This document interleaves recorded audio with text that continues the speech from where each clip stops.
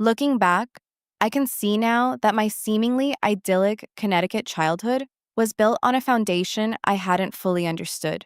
My grandmother, Eloise, was my true confidant, assuring me her legacy, her careful savings, and cherished jewelry would one day be mine. The shock of her passing was soon eclipsed by my mother's chilling declaration, "You don't deserve it, Sarah. Michael will inherit everything." The depth of that betrayal was profound. What my parents couldn't grasp was that my professional background as a financial analyst had inadvertently armed me with the very skills needed to navigate this moment. Hidden documents would soon reveal a truth that would redefine everything.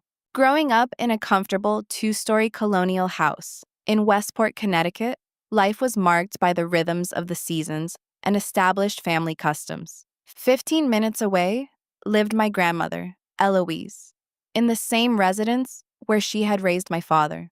She was an extraordinary woman who had dedicated 4 decades to her work as a librarian, accumulating savings and making shrewd investments, particularly after the early death of my grandfather. From my earliest memories, Grandma Eloise and I shared an irreplaceable connection. While my parents unfailingly attended every one of my older brother Michael's athletic events, Grandma would take me on cultural excursions to museums, independent bookstores, and quaint afternoon tea spots. "Your intellect is your greatest asset, Sarah," she would tell me, her eyes crinkling with genuine warmth. "Michael may command your parents' attention, but you and I understand what truly holds value in life." Michael, 3 years my senior, possessed our father's athletic physique and our mother's easy charm. He navigated school effortlessly, with passable grades and immense popularity, while I immersed myself in studies and advanced coursework. Our parents rarely missed an opportunity to highlight Michael's athletic achievements or recount tales of his game-winning moments during family gatherings. My academic successes, honor roll status, debate victories, scholarship offers received brief acknowledgments before the conversation inevitably circled back to Michael's latest accomplishment.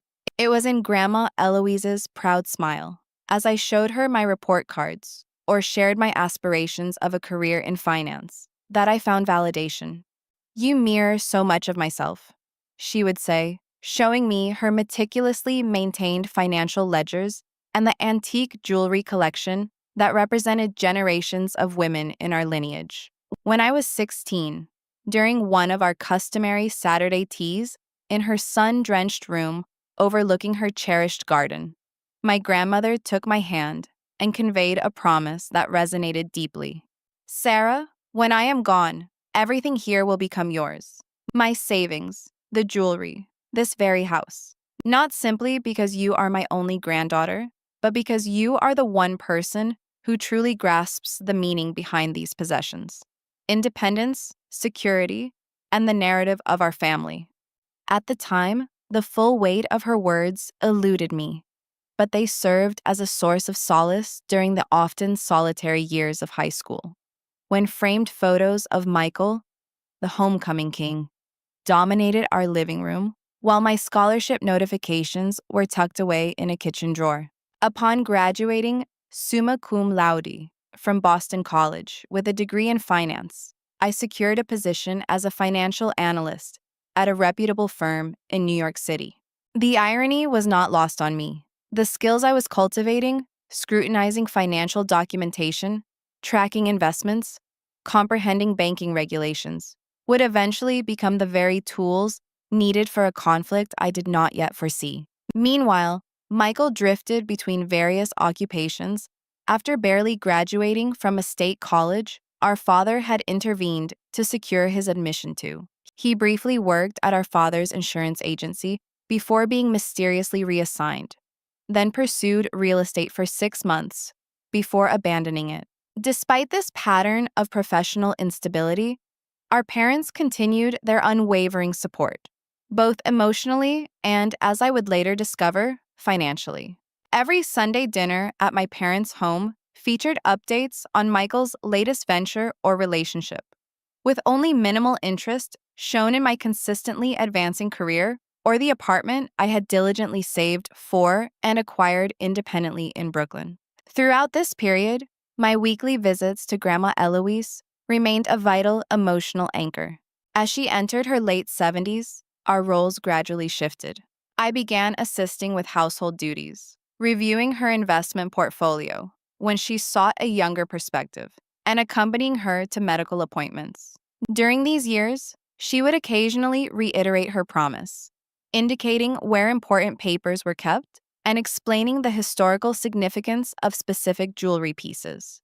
The sapphire earrings were worn by your great-grandmother on her wedding day, she once recounted.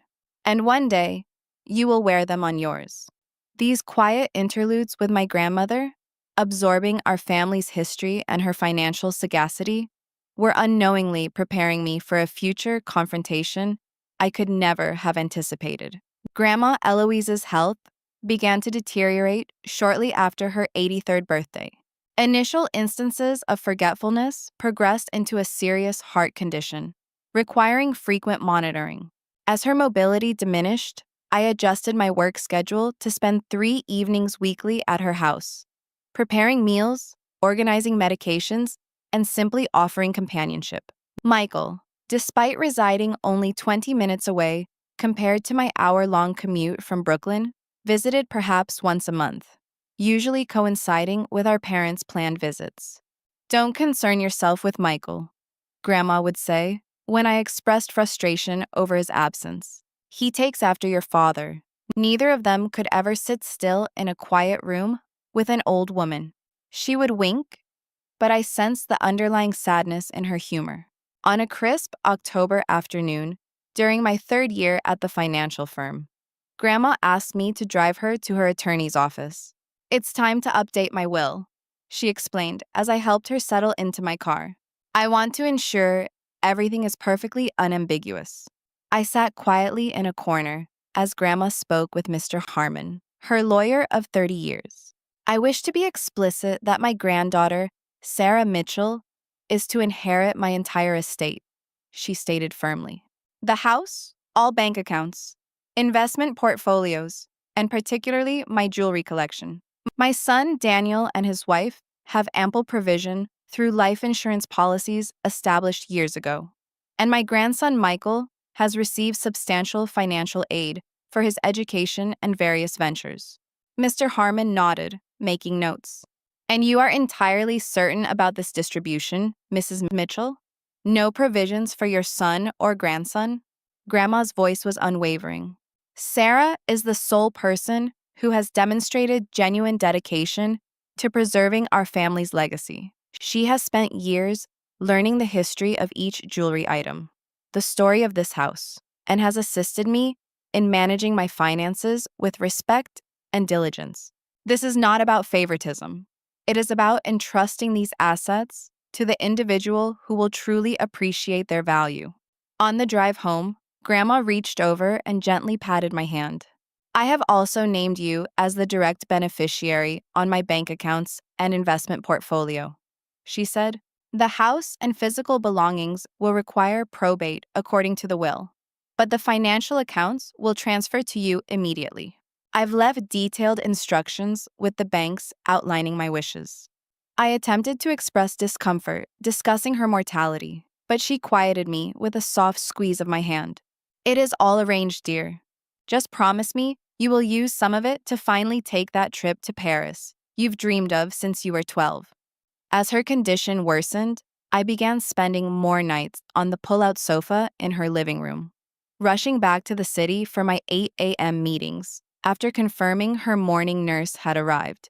My supervisor at work, understanding my circumstances, permitted me to work remotely 2 days a week. Yet, the strain of balancing a full-time job with caregiving responsibilities began to take its toll. My parents visited weekly, bringing prepared meals and remaining for precisely 1 hour before citing other obligations. During these visits, I noticed my mother's eyes scanning the room, lingering on Grandma's jewelry box and antique furniture. On one occasion, I overheard her telling my father, "Mother really ought to consider moving to assisted living. This house requires too much upkeep, and those valuables should be stored more securely elsewhere. When I mentioned this to Grandma, she gripped my hand with surprising strength. Promise me you will not allow them to alter anything. This house remains as it is until it passes to you. That winter proved particularly severe, and pneumonia sent Grandma to the hospital 3 days after Christmas. I took emergency leave from work, sleeping in the uncomfortable hospital chair beside her bed for 11 nights. Michael visited twice, spending most of the time in the hallway on his phone. My parents alternated shifts during daytime hours, but insisted I remain overnight, citing their responsibilities caring for Michael's 2 young sons from his first marriage. On January 9th, with snow gently falling outside the hospital window, Grandma Eloise passed away, holding my hand. Her final words were barely audible. Remember what is in the blue envelope in my desk drawer. In the fog of grief that followed, I managed the funeral arrangements with minimal input from my parents, who seemed preoccupied with organizing the house and securing valuables almost immediately after Grandma's death. At the funeral, I observed my mother wearing one of Grandma's pearl necklaces, a sight that filled me with a sense of disquiet. Michael delivered a brief, impersonal eulogy that could have applied to any grandmother, making no mention of the thousands of books she had recommended during her library career or her passion for gardening. As I stood at the cemetery, watching her casket being lowered into the earth, I felt utterly alone in my sorrow. Clutching the blue envelope retrieved from her desk, inside was a handwritten letter detailing her bank accounts, investment portfolios, and insurance policies, with my name explicitly listed as the beneficiary on each. This information is for you alone, she had written. Trust your instincts, and remember that financial independence is the bedrock of all other freedoms. 2 weeks after Grandma Eloise was laid to rest, our family convened at Mr. Harmon's law office for the formal reading of the will. The room felt smaller than I remembered, with dark wood paneling and leather-bound legal texts lining the walls. My father sat rigidly in a high-backed chair, my mother beside him, nervously adjusting her pearl necklace, Grandma's pearl necklace.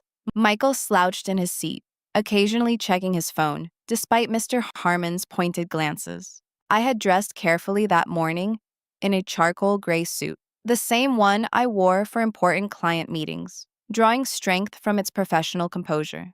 As Mr. Harmon prepared to begin, my father cleared his throat abruptly. Before we commence, we should discuss the management of Mother's estate, he announced in the authoritative tone he typically reserved for insurance clients.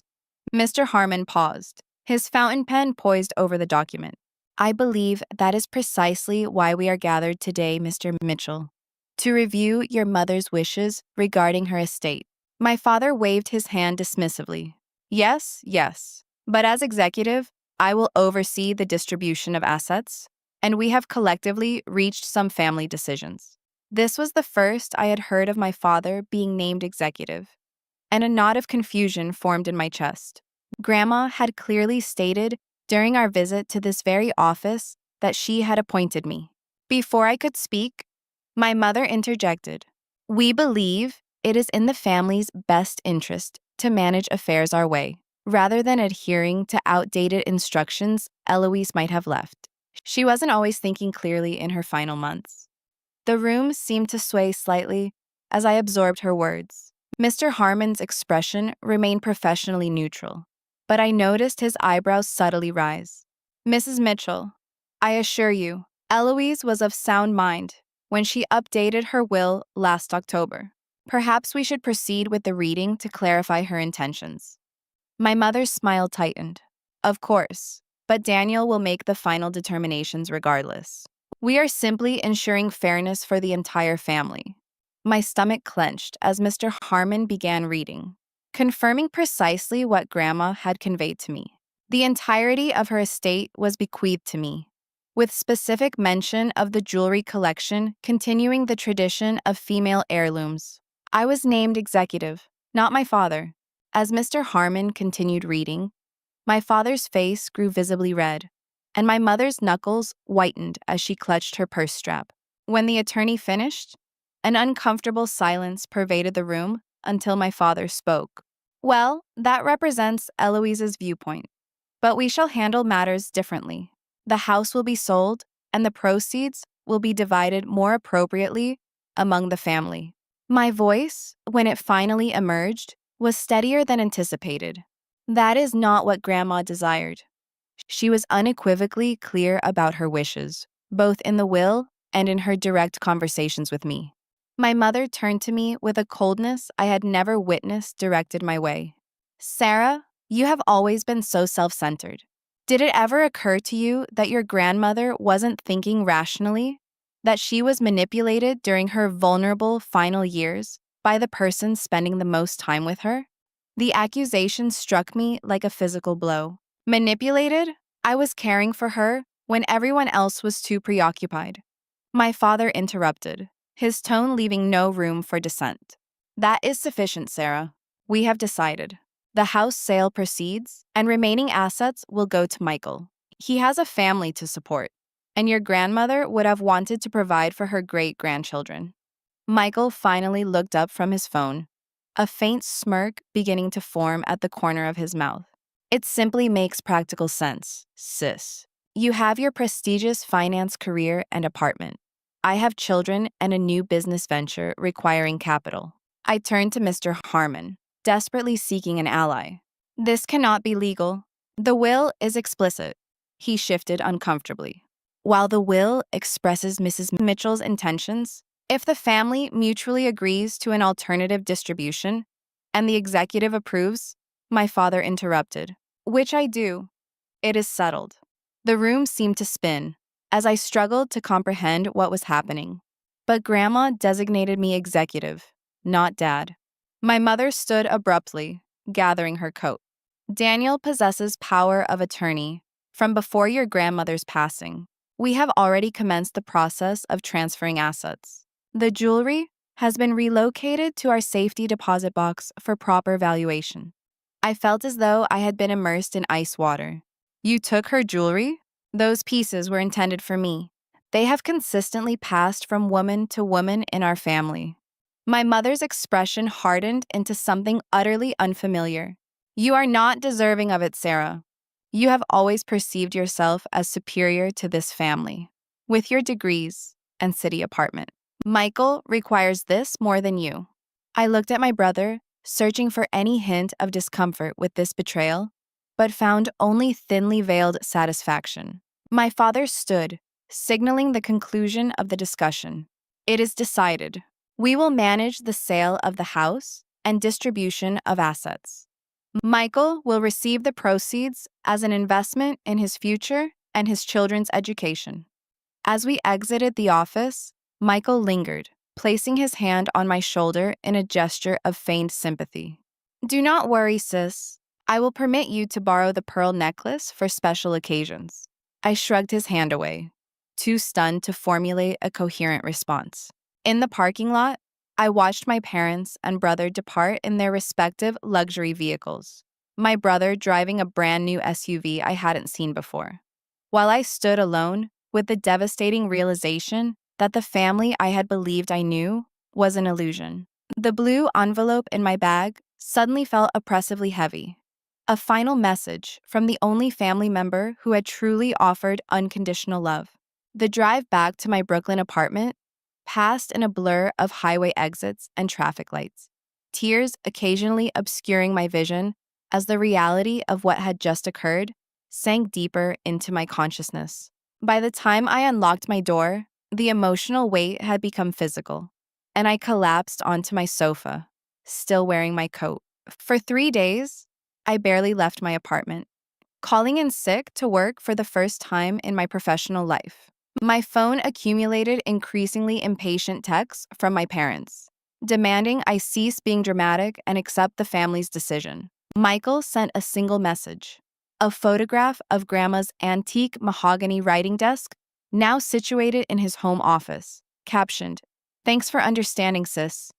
I oscillated between periods of numb disbelief and crushing grief, not only for Grandma, whose wishes were being flagrantly disregarded, but for the dissolution of my family as I had perceived them. Every childhood memory suddenly demanded re-examination through this new prism of betrayal. Had my parents always harbored resentment? Had my academic accomplishments only widened a chasm of disapproval I hadn't fully recognized? On the fourth day, I compelled myself to shower, change, and attempt to restore some semblance of normal functioning. My closest friend, Amelia, arrived with groceries and listened intently as I recounted the events at the lawyer's office.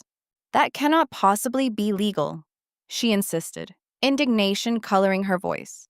"They cannot simply disregard a will because it suits them." Her outrage ignited something within me, the sense that perhaps this was not merely a painful family issue, but a legal one with potential recourse. I contacted Mr. Harmon's office the following morning, but his receptionist informed me he could not discuss the case further, as my father had formally retained him to represent the estate. This revelation sent me spiraling again, understanding the thoroughness with which my parents had orchestrated this takeover. When I finally returned to work the following week, I struggled to focus on financial analyses and client portfolios. While my own inheritance was being systematically diverted, my supervisor observed my distraction during a team meeting and spoke with me privately. "Whatever is happening, Sarah, you must either resolve it or compartmentalize it. Your work is suffering." That evening, I made one final attempt at reasoning with my parents, calling their home phone since they had begun ignoring my texts. My mother answered, her voice immediately cooling upon recognizing me. "Sarah, we have discussed this. The decision is final." "But it is not what Grandma desired," I insisted, hating the pleading note in my voice. "She specifically updated her will to make her wishes clear." My mother's response cut deeper than anticipated. "Your grandmother was not in her right mind. In those final months, you exploited her confusion and isolation to manipulate her into altering her will. We are simply correcting an injustice." The accusation felt like a physical blow. "That is untrue. I loved her. I cared for her when no one else would." "You have always possessed a talent for revisionist history," my mother replied coldly. "Michael visited regularly and has consistently maintained proper family relationships, while you have been preoccupied with your career and independence. Family legacy belongs with someone who values family, not someone who has been withdrawing since college." After hanging up, I sat in my dark apartment, replaying her words. The stark inversion of reality, portraying my devoted caregiving as manipulation and Michael's infrequent appearances as loyalty, left me questioning my own memories. The gaslighting was so effective that for a moment, I wondered if I had somehow misinterpreted Grandma's intentions, despite her explicit statements. 2 weeks later, a promotional email from a luxury watch retailer included a customer review from none other than my brother, praising his recent acquisition of a $5,000 timepiece. The casual mention of it being a gift to himself after a recent family windfall confirmed they had already begun liquidating Grandma's assets. That same evening, my father sent a group text announcing the finalization of Grandma's house sale, with proceeds invested appropriately for the family's future security. No specific investment details were provided, but the implication was clear. Michael was the beneficiary. I forwarded the watch review to Amelia with the caption, "Guess where the money for this originated?" Her response was immediate. "You must fight this. Not solely for the money, but because it is fundamentally wrong." Other friends echoed this sentiment as I gradually shared the situation with my closest confidants. My college roommate, Rebecca, now a paralegal, was particularly insistent. Laws exist specifically to prevent this kind of scenario. You need to consult an actual estate attorney who will represent you, not your family. Still, I hesitated. Contesting my family in court would mean permanently damaging relationships that, despite this profound betrayal, represented my only blood connections in the world. What would holidays become after legal action? Would I ever see my nephews again? Would the extended family I had grown up with choose sides? The emotional toll mounted as weeks passed. I lost 8 pounds, developed insomnia, and found myself unable to concentrate on books or television shows that had previously offered escape. My performance review at work noted a concerning decline in attention to detail and reduced client engagement. One particularly dark night, sitting on my apartment floor surrounded by old photo albums, I nearly convinced myself to abandon everything, to accept the loss of both inheritance and family, rather than prolong the anguish with legal battles. I texted Amelia. Perhaps I should simply move on. Is it worth destroying what little remains of my family? Her response arrived minutes later. The individuals capable of telling their daughter she doesn't deserve it have already destroyed the family. Now, this is about seeking justice for your grandmother, who entrusted you to uphold her wishes. 3 months after the will reading, a remarkable occurrence would completely transform my approach to the situation. While organizing my home office, I rediscovered an old birthday card from Grandma Eloise, saved from my 28th birthday. Inside, beyond her loving message, she had written, "I've added you as a joint account holder on my savings at First National. A woman should always have access to funds no one else controls." I stared at the card, a hazy memory surfacing of Grandma taking me to her bank years ago, having me sign some documents I hadn't fully understood at the time. With trembling hands, I retrieved the blue envelope from my bedside drawer, meticulously reviewing Grandma's handwritten notes about her accounts. She had listed 3 primary financial holdings: a savings account at First National Bank with a balance of approximately $145,000, an investment portfolio with Vanguard valued at roughly $380,000, and a smaller account at Connecticut Community Bank with around $42,000. According to her notes, I was listed as either a joint account holder or direct beneficiary on all 3. This directly contradicted everything my parents had implied about their control over her assets. The next morning, I contacted First National Bank and, after confirming my identity, inquired about any accounts associated with my name. The representative's response sent a jolt through my body. "Yes, Miss Mitchell, you are listed as a joint account holder on an account established by Eloise Mitchell. However, I am observing some unusual activity I would like to discuss. Could you come into a branch in person?" 2 hours later, I sat opposite Mr. Peterson, a silver-haired bank manager, who reviewed the account details with increasing concern. "This account was established as a joint account with right of survivorship," he explained, turning his computer screen towards me. "This means that upon Mrs. Eloise Mitchell's death, full ownership would automatically transfer to you as the surviving account holder. No probate required." He scrolled down to recent transactions. "However, I am seeing a wire transfer initiated on January 15th that moved the entire balance to another account. The transfer request included a power of attorney document for Eloise Mitchell, signed by your father, Daniel Mitchell." My breath caught. January 15th. That was 6 days after. My grandmother had passed away. Mr. Peterson's expression grew serious. The power of attorney document would have become invalid upon Mrs. Mitchell's death. "Do you happen to have a death certificate with you?" Fortunately, I had brought my entire file of Grandma's documents, including several copies of the death certificate. Mr. Peterson examined it carefully, then picked up his phone. "I need to escalate this to our legal department immediately. A power of attorney has no legal effect after death, and if the transfer was initiated by someone other than yourself, as the surviving account holder, we have a serious issue." While Mr. Peterson made his calls, I reviewed the Vanguard statements included in Grandma's blue envelope. According to the beneficiary designation form she had included, I was named as the primary beneficiary on her investment portfolio. Yet, my parents had somehow gained control of these assets as well. With growing confidence, I inquired if Mr. Peterson could check for any other accounts at First National under Eloise Mitchell's name. His search revealed a safe deposit box registered jointly to Eloise and Daniel Mitchell. Would this likely have contained jewelry? I asked, thinking of the family heirlooms my mother had claimed were in their possession for appraisal.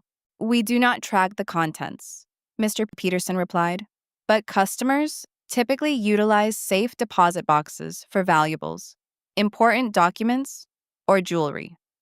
By the conclusion of that meeting, First National's legal department had frozen the transferred funds pending investigation, and I had arranged appointments with both Vanguard and Connecticut Community Bank for the following week. At Vanguard, I discovered that someone had submitted paperwork attempting to change the beneficiary designation on Grandma's accounts just 3 weeks before her death. Paperwork that Vanguard had flagged as suspicious because the signature did not match their records. They had sent verification documents to Grandma's home address, which I realized must have been intercepted by my parents during their frequent check-ins in her final weeks. Because the change was never verified, the original beneficiary designation naming me remained in effect. Connecticut Community Bank revealed similar attempts to transfer funds using the power of attorney, which they had processed without questioning the timing relative to Grandma's death. However, once I provided the death certificate and beneficiary documentation, they immediately recognized the error and initiated their own investigation. Over the subsequent 2 weeks, I engaged in daily phone calls with bank representatives, compliance officers, and eventually, a financial crimes investigator from First National. The picture that emerged was both shocking and validating. My parents had systematically attempted to redirect my grandmother's assets, despite her clear wishes and legally binding designations. The most disturbing discovery came when the financial crimes investigator shared copies of the wire transfer forms with me. My father's handwriting was unmistakable on the transfer instructions, but the signature purporting to be mine, authorizing the joint account transfer, was clearly forged. This is no longer merely a family disagreement, the investigator explained gently. Forgery and fraudulent use of a power of attorney after death potentially constitute criminal banking fraud. Armed with documentation from all 3 financial institutions, I finally scheduled a consultation with an estate attorney recommended by First National's legal department. Ms. Rivera listened attentively as I recounted the entire situation, reviewing the bank documents, Grandma's notes, and the copy of the will I had obtained from Mr. Harmon before my father retained him. You possess a remarkably strong case, she concluded, organizing the documents into neat piles. Your grandmother took extraordinary measures to ensure her wishes would be executed, establishing you as a joint account holder and direct beneficiary on her financial accounts, specifically to circumvent the complexities of probate. The attempts to bypass these designations using an expired power of attorney constitutes serious financial misconduct. For the first time since Grandma's death, I felt a sense of solid ground beneath my feet. The bank's investigations had validated what I inherently knew to be true. Grandma had intended for me to inherit her assets, had taken legal steps to ensure it, and my family had actively worked to undermine her desires. As devastating as this confirmation of betrayal was, it also provided a clear path forward. Before leaving Ms. Rivera's office, I posed the question that had been haunting me. How do I confront my family with this information? Her response was measured and strategic. Firstly, we secure your financial assets through the bank's fraud investigations. Then, we prepare a comprehensive case regarding the will and probate assets. Only when our position is unassailable do we approach your family. And when we do, it should be from a position of absolute certainty and strength. On the train ride home, clutching a folder containing bank statements and beneficiary designations, I experienced something I hadn't felt in months, a sense of my grandmother's presence, as if she had anticipated this betrayal and meticulously prepared me to counter it. The financial analyst she had encouraged me to become was now precisely the person needed to unravel this tangled web of deception. With the bank's investigations underway and Ms. Rivera building our legal case, I entered a phase of methodical preparation. The financial analyst part of me took over, creating spreadsheets, tracking every account, every attempted transfer, and every discrepancy between my parents' assertions and the documented reality. Ms. Rivera advised minimal communication with my family during this period, responding to messages with non-committal phrases and avoiding any mention of the financial investigations. The element of surprise will be crucial, she explained during one of our weekly strategy sessions. The moment they realize you are building a case, they may attempt to cover their tracks or invent alternative narratives. Following her advice, I maintained a facade of reluctant acceptance in my limited interactions with my parents and brother. When my mother texted about selling some of Grandma's furniture because no one has space for those old pieces, I simply replied, "Do whatever you believe is best." This apparent capitulation seemed to satisfy them, and the frequency of their messages decreased. Michael ceased communicating entirely once he had nothing further to boast about. Meanwhile, I compiled a comprehensive timeline of events, starting with Grandma adding me to her accounts years earlier and concluding with the most recent attempted transfers.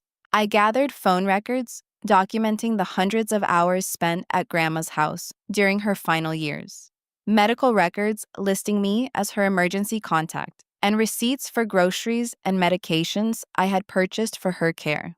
Ms. Rivera brought in a forensic accountant specializing in estate disputes to review the financial documentation. His assessment was unequivocal.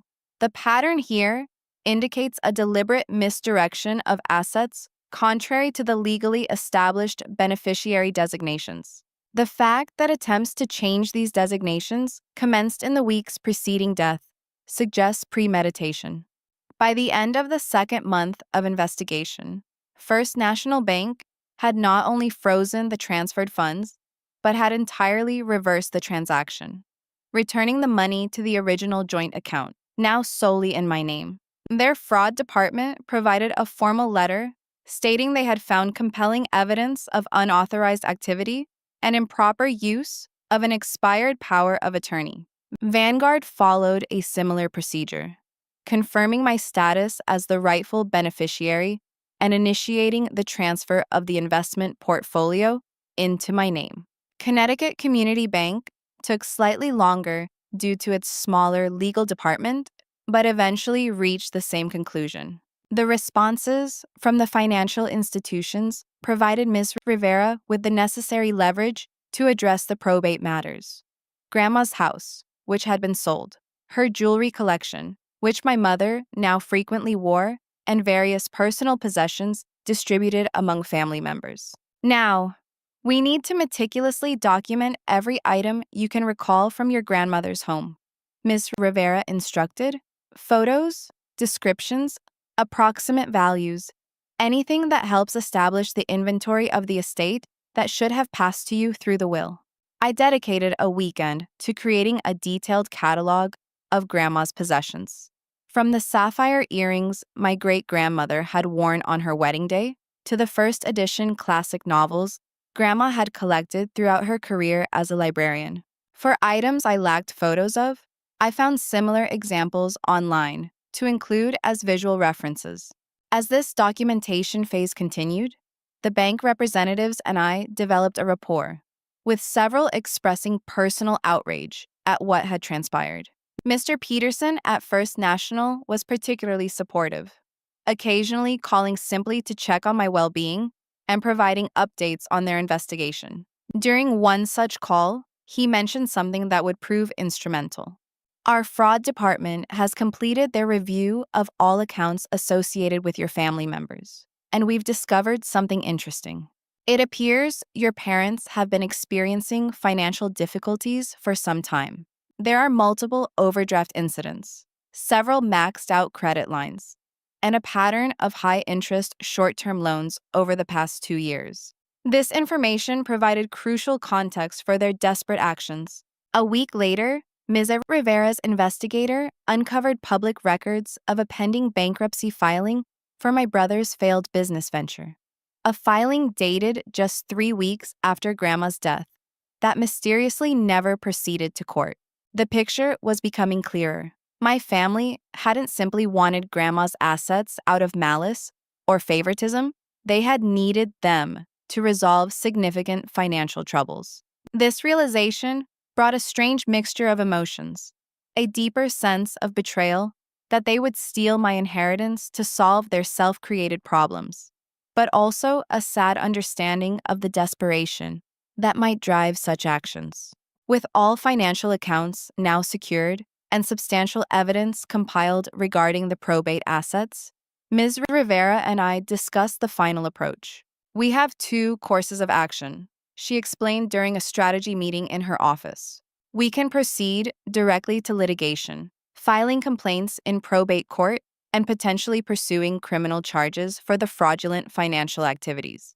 Alternatively, we can attempt one final resolution meeting with your family, presenting the evidence and offering settlement terms that avoid a public legal battle.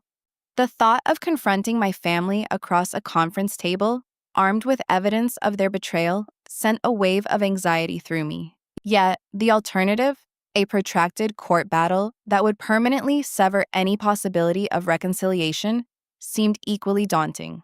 After careful consideration, I opted for the resolution meeting approach. But it must occur on my terms, with my evidence fully presented, I insisted. I will not be gaslit or manipulated again. Ms. Rivera nodded approvingly. We will invite them to my office next week. I will be present as your legal counsel, and we will have all documentation prepared in a presentation format. You should also be prepared for significant emotional reactions: anger, denial, possibly even attempts to reframe you as the villain in this scenario. To prepare for the inevitable emotional turbulence, I scheduled several sessions with a therapist specializing in family estrangement and financial abuse. Dr. Lambert helped me process the complex grief of losing my family's trust while strengthening my resolve to stand firm in the face of potential manipulation. Your grandmother trusted you for a reason, she reminded me during our final session before the meeting. Honor that trust by remaining as strategic and clear-headed as she knew you could be. The night before the scheduled family meeting, I received an unexpected call from Mr. Peterson at First National. Sarah, our investigation has uncovered something else you should know before tomorrow. We have found evidence that your parents borrowed substantial sums from your grandmother over the years, loans that were never repaid. There are promissory notes in her safe deposit box totaling over $200,000, signed by both your parents, with missed repayment dates going back nearly a decade. This final piece of the puzzle explains so much. My parents' determination to control Grandma's assets wasn't solely about Michael's needs or their immediate financial troubles. It was also about burying evidence of their long-term exploitation of Grandma's generosity. As I prepared for bed that night, I found myself looking at an old photograph of Grandma Eloise from her 70th birthday. Her eyes held the same determination I now felt coursing through me. I will not allow them to take what you wanted me to have, I whispered to her image, and I will not allow them to rewrite who you were or what you desired. The strategic preparation was complete. The banks had confirmed my rightful ownership of the financial accounts. Ms. Rivera had compiled irrefutable evidence of the will's validity and the improper distribution of probate assets.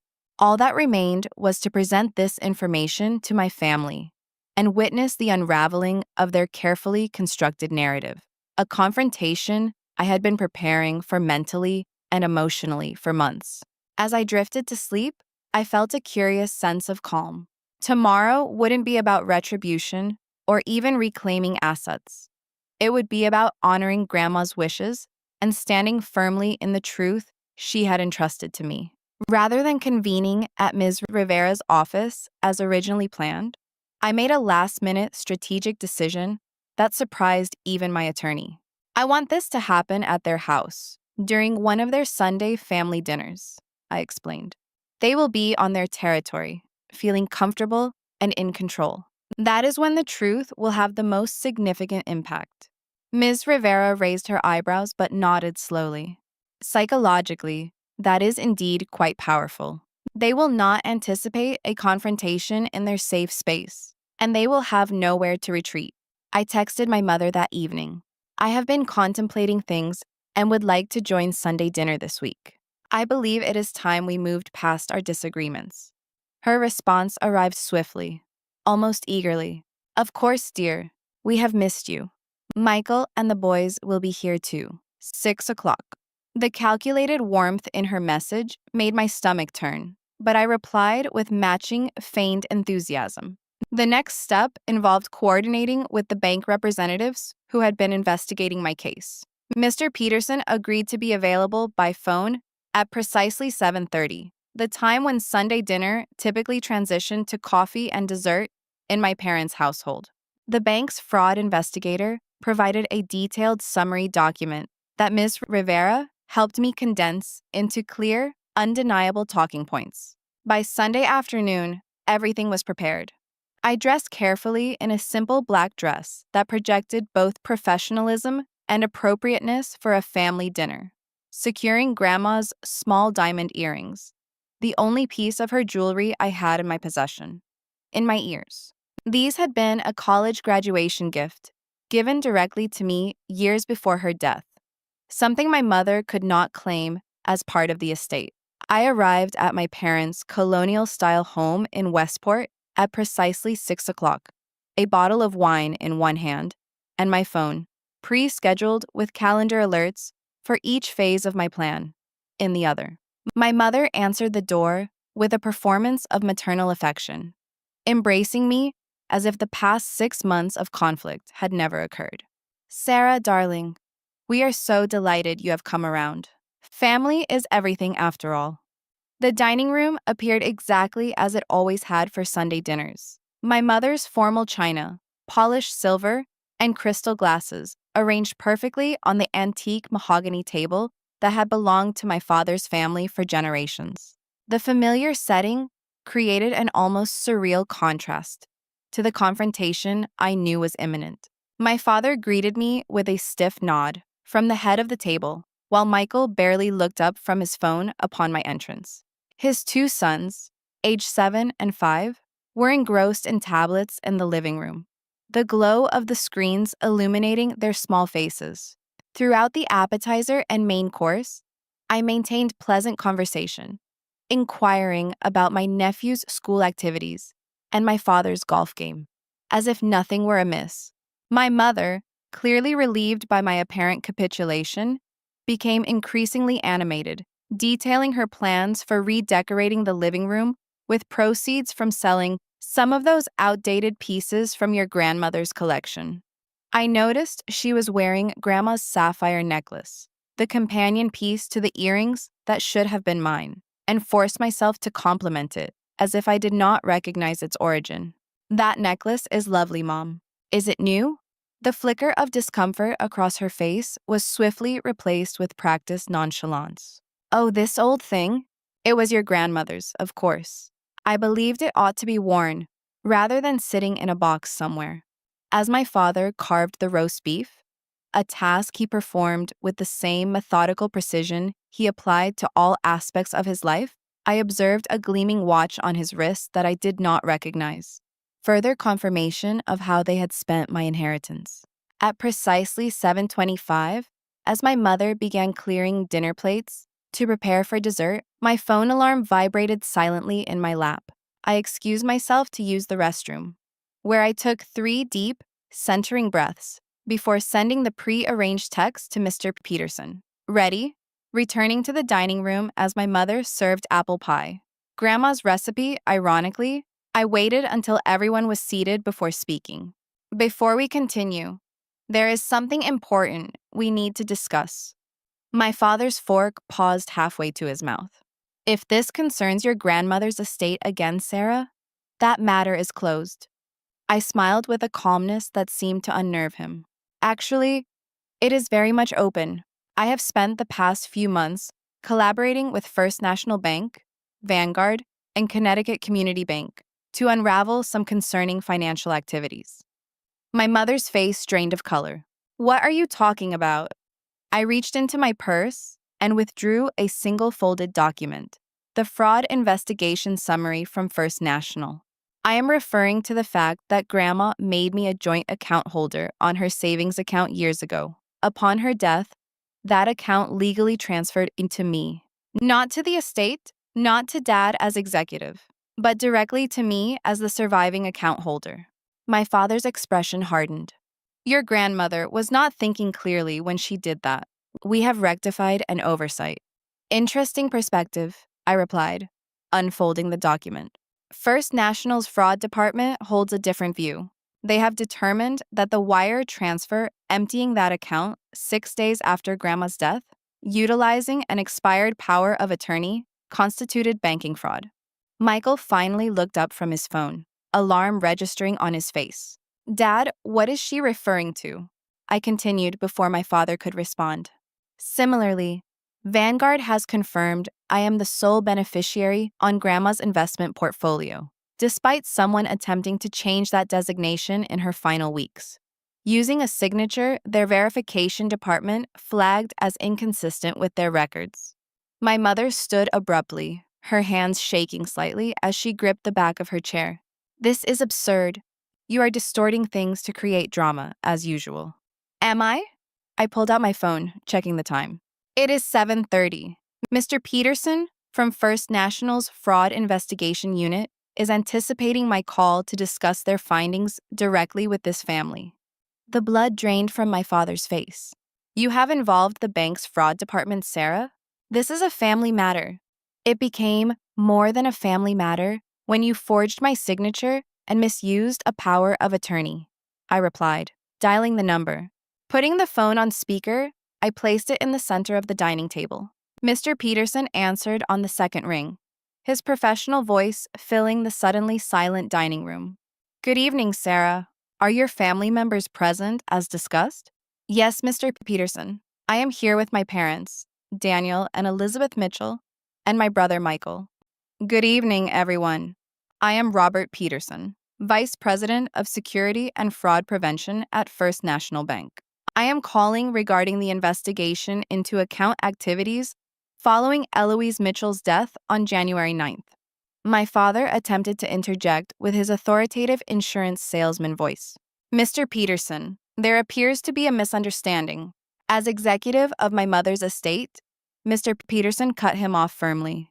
Mr. Mitchell, our records indicate your mother established a joint account with right of survivorship with Sarah Mitchell in 2018. Such accounts bypass probate and transfer automatically to the surviving account holder upon death.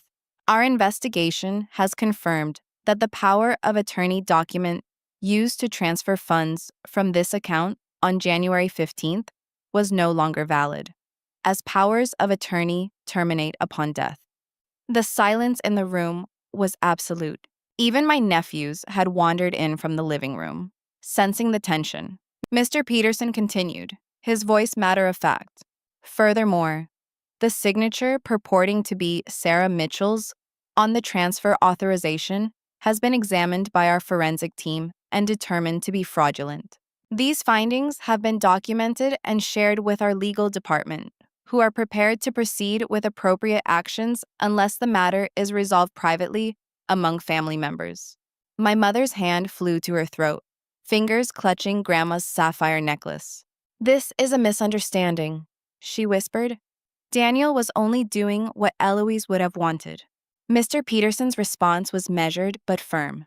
Mrs. Mitchell, we also have on record several conversations between our branch manager and Eloise Mitchell, specifically confirming her intention for these accounts to transfer directly to Sarah upon her death. These conversations were documented in our customer relationship management system, as per our protocols for significant account designations. After answering a few more questions and confirming that the funds had already been returned to the account, now solely in my name, Mr. Peterson concluded the call.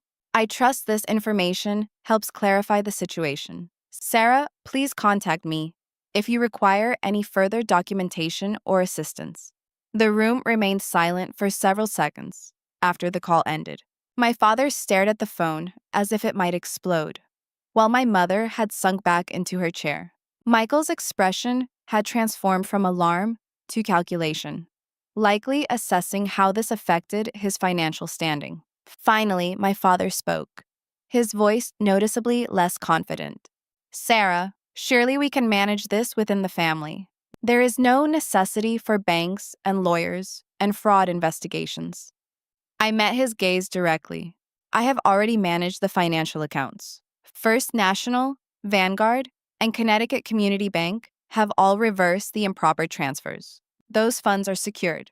Now we need to discuss Grandma's house, which was sold against her wishes, and her personal property, particularly her jewelry collection, which was never intended for anyone but me. The carefully constructed facade of family unity crumbled visibly before my eyes. My father's authoritative posture slackened. My mother's hands trembled as she removed her designer glasses, and Michael's expression shifted from calculation to something resembling fear.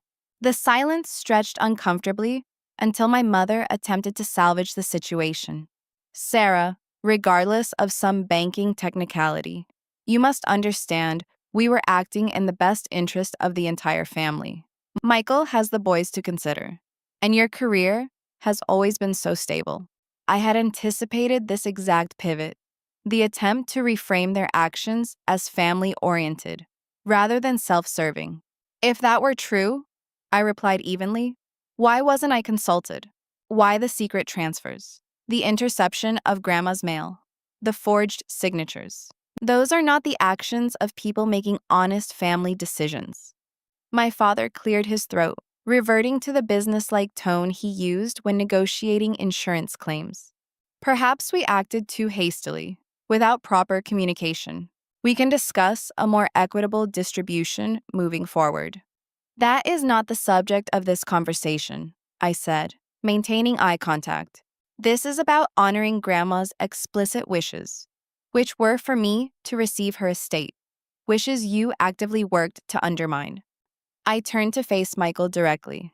And you have already been spending the money, haven't you? The new watch, the luxury SUV, the $5,000 timepiece you reviewed online. My brother's face flushed. I have expenses you could not possibly understand. The boys' private school, alimony from my first marriage, the startup costs for my new business venture, which is precisely what? I asked, already aware of the answer from Ms. Rivera's investigation. Because public records show you filed preliminary bankruptcy paperwork for your last business just weeks after Grandma died.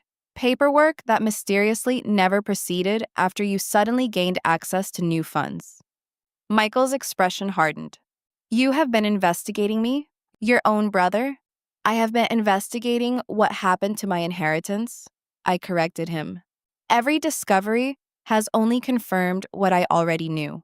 Grandma wanted me to have her estate, took legal steps to ensure it, and all of you conspired to redirect those assets against her wishes.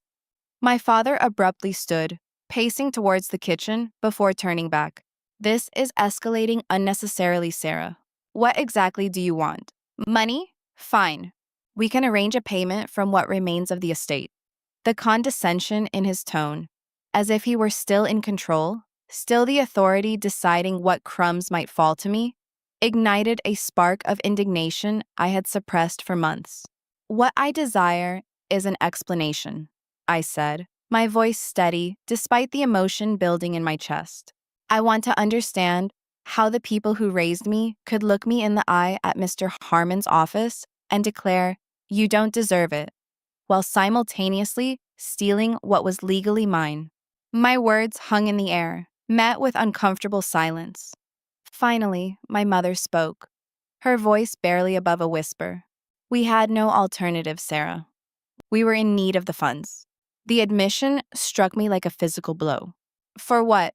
I asked, though I already suspected the answer. My father's shoulders sagged as he returned to his seat. We have faced financial difficulties for years.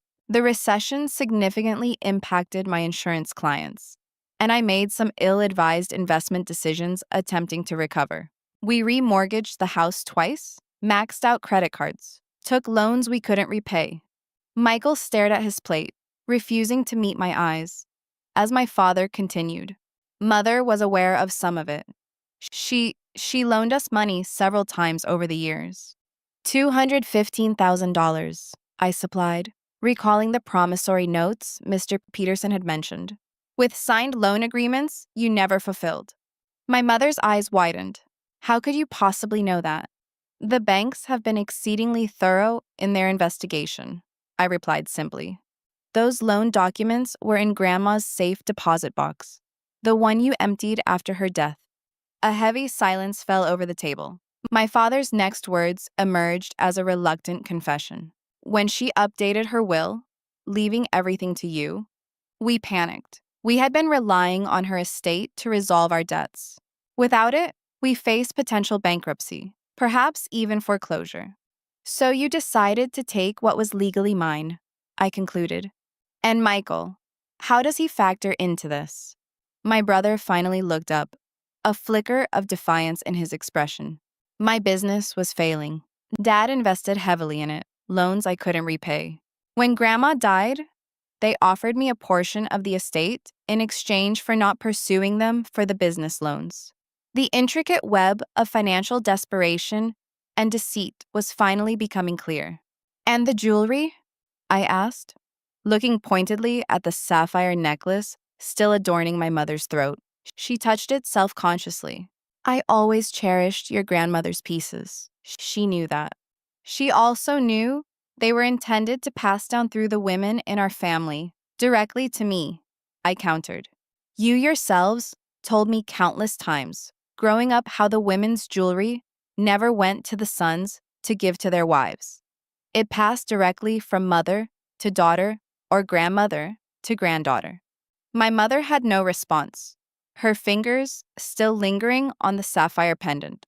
The room fell silent again, the remains of our Sunday dinner growing cold as decades of family history were rewritten before our eyes.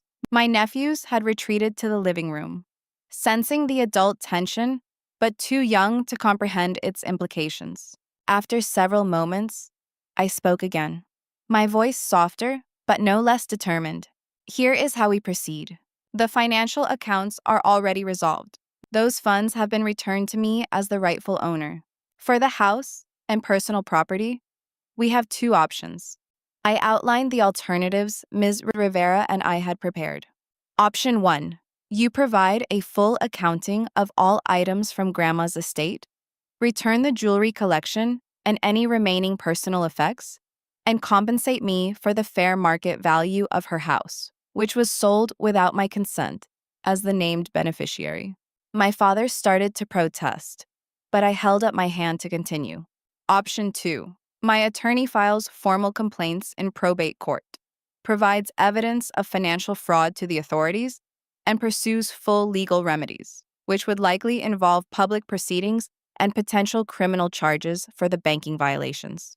The threat of public exposure hung heavily in the air. My parents had cultivated their social standing in Westport over decades. The insurance executive and his philanthropist wife, pillars of the community and the local church. Criminal fraud charges would devastate that carefully cultivated image. My mother was the first to yield. The jewelry is in our safe. I can ensure it is all returned to you by tomorrow. My father looked at her sharply, but she continued. Daniel, it is over. We were wrong, and Sarah is aware of everything. Turning back to me, she asked in a small voice, what about family holidays? The boys? Will we ever see you again? The question carried the weight of all that had been destroyed through their actions. I had considered this extensively in therapy with Dr. Lambert, preparing for this exact moment. That depends on what transpires next. I answered honestly. I am not interested in punishing you or completely dissolving our family. However, trust has been fundamentally broken, and rebuilding it, if that is even possible, would necessitate complete transparency, genuine remorse, and tangible actions to rectify this. Michael pushed back his chair abruptly. This is extortion. You are threatening us to obtain what you desire. I met his gaze calmly. No, Michael. I am offering a path forward that avoids courts and criminal charges for what has already been done. That is not extortion. It is mercy. The word landed like a stone in still water, ripples of its implications spreading across their faces. My father, the consummate negotiator, recognized the position they were in. We will require time to arrange for the house compensation. The market has been volatile, and we have utilized some of those funds to clear debts. I am aware.